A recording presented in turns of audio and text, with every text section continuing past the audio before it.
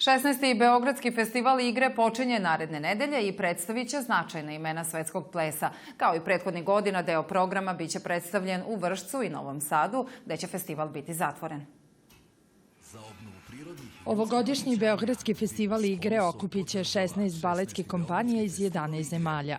Predstavit će se odličan tim koreografa kao i svetske baletske zvezde koje će doneti nove trendove u modernom baletu. Sve predstave ove godine povezane su istim motivom, emocijom. Pored Beograda, 3 trupe predstave će odigrati i u Novom Sadu i Vršcu. Radi se o rimskoj trupi Spellbound, zatim filadelfijski Baletics i kompanija Dresden Frankfurt, koja se vraća na neki način pred novosadsku publiku, a publika u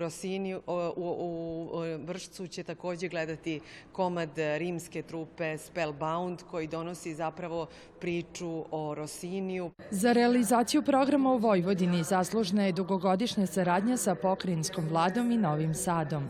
Beogradski festival igre već polako prerasta u nacionalni, pa zapravo i u međunarodni festival igre i da je taj inicijalni naziv zapravo kroz trajanje i kroz kvalitet koji je ovaj festival pokazao, prevazišao naše okvire i ušao na velika vrata na svetsku, rekao bih, kulturnu i muzičku scenu. Ono što je za Novi Sad bitno jeste da upravo ta međunarodna saradnja i evropska dimenzija ovaj festival svrstava u red programa u našem gradu koji imaju vezu i sa Evropskom prestonicom kulture.